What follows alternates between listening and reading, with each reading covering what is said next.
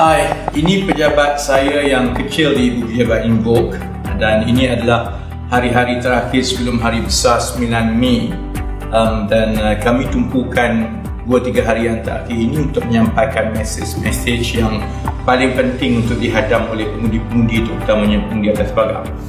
Ini bukan kali pertama yang kita tumpukan benar-benar kepada mesej. Sejak setahun yang lalu, 52 minggu, saya telah berceramah sebanyak 200 kali di 40 kerusi marginal.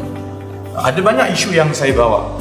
Ada isu rakyat, ada isu mengenai pentadbiran, tapi semua orang tahu bahawa saya menumpukan banyak isu mengenai pembongkaran pencurian wang rakyat di bawah pentadbiran Datuk Seri Najib.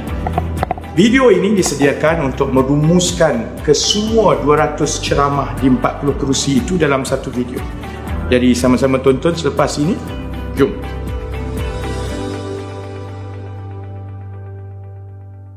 Assalamualaikum dan salam sejahtera. Anda mungkin kenal saya. Saya bekas ahli Parlimen Pandan yang sering ditahan polis, selalu disaman dan telah dijatuhkan hukuman penjara kerana membongkarkan rasuah dan penyelewengan mereka yang berkuasa. Mungkin masih ada yang ingat skandal-skandal yang saya bongkarkan itu adalah fitnah. Kebelakangan ini, Datuk Seri Najib cuba mempopularkan kononnya semua tuduhan mengenai penyelewengan yang berlaku di bawah pentadbiran beliau adalah fitnah semata-mata. Setiap kali saya menyemak sesuatu kes, saya bersandarkan kepada laporan kewangan yang telah diaudit.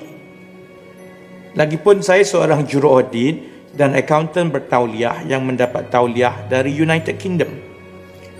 Kesemua angka-angka mengenai sesuatu skandal kewangan datang dari laporan kewangan yang diaudit.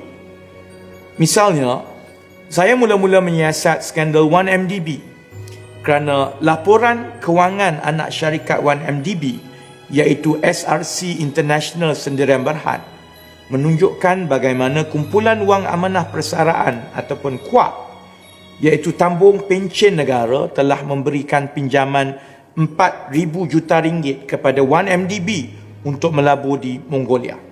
Dari laporan tahunan kewangan Lembaga Tabung Angkatan Tentera atau LTAT pula, saya berjaya mengesan bagaimana dana pencen pesara tentera telah jatuh mendadak sejak LTAT terlibat di dalam projek 1MDB. Begitu juga dengan Felda. Saya mula membongkarkan kepincangan kewangan dalam Felda berdasarkan penyata kewangannya yang diaudit dari tahun 2011 sehingga tahun 2016. Angka-angka yang diaudit Ketua Audit Negara ini dengan jelas menunjukkan jumlah wang yang telah dibelanjakan oleh Felda. Sama juga dengan tabung haji.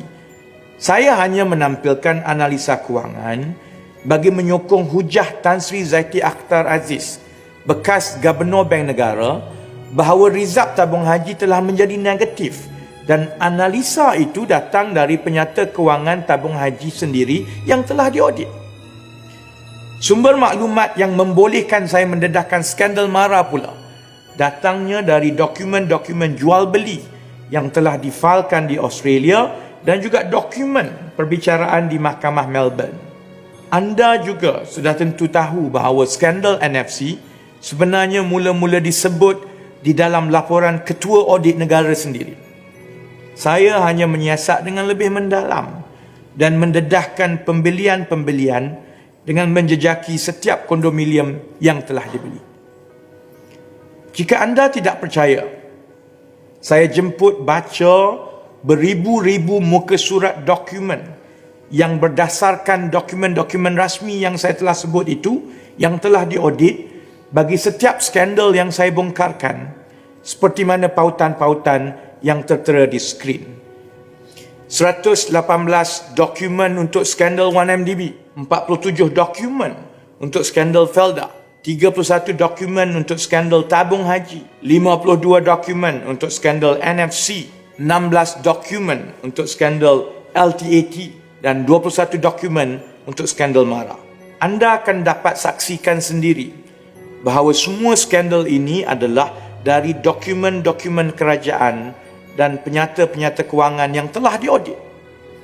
Skandal-skandal ini juga tidak dinafikan atau dijelaskan dengan sebaiknya oleh pentadbiran Datuk Seri Najib, kecuali menuduh saya menjaja fitnah.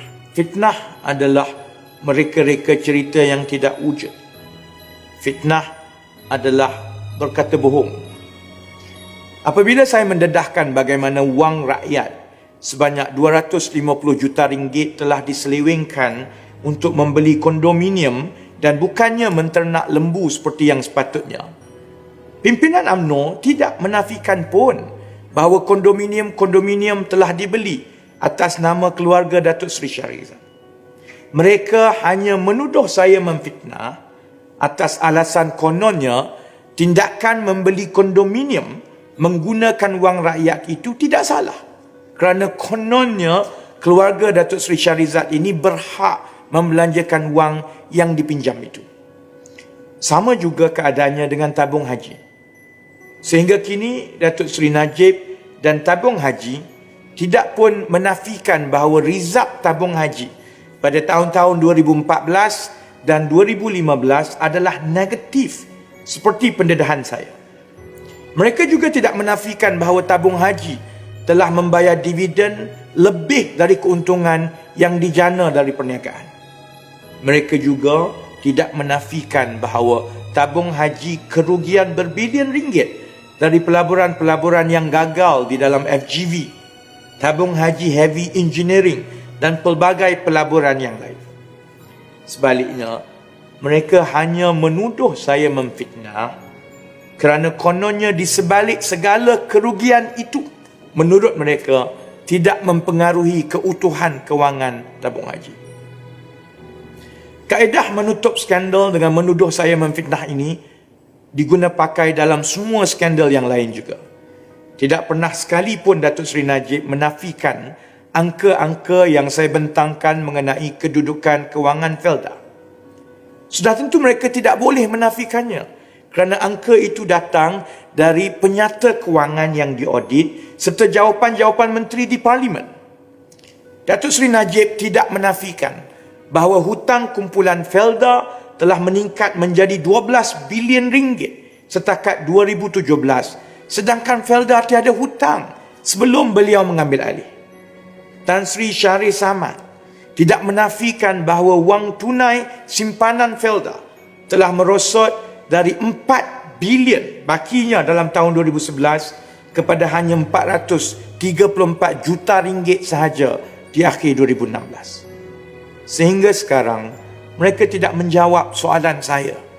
Kemana perginya 7 bilion ringgit yang telah dibelanjakan di antara tahun 2011 hingga 2017 ini? Siapa yang dapat 7 bilion ini?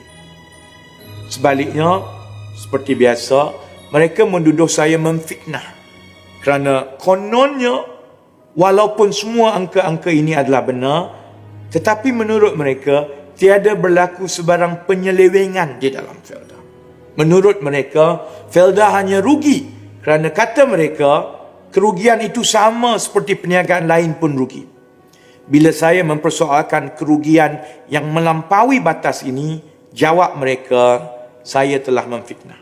Pakatan Harapan selalu dituduh kononnya kami ini kuda tunggangan DAP yang mahu meruntuhkan institusi Melayu. Satu hari nanti, saya yakin sejarah akan mencatatkan bahawa anak-anak Melayu dari Pakatan Harapanlah yang masuk ke penjara mempertahankan institusi Melayu seperti Felda, Tabung Haji, MARA, LTAT dan institusi lain daripada dirompak.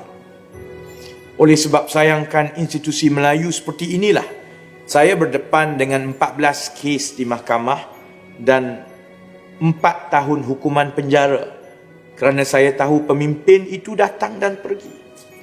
Tetapi institusi yang memegang wang Melayu, yang rata-ratanya orang miskin, institusi ini perlu dipertahankan demi kebajikan dan masa depan orang Melayu. Sudah tiba masanya kita mengangkat Melayu yang jujur, yang pintar, yang rajin dan amanah untuk mempertahankan institusi-institusi Melayu ini. Cukuplah kita menjadi saksi bagaimana Pak Menteri, Mak Menteri dan keluarga-keluarga mereka memperkudakan nama Melayu demi kemewahan mereka. Undi Pakatan Harapan bina semula negara.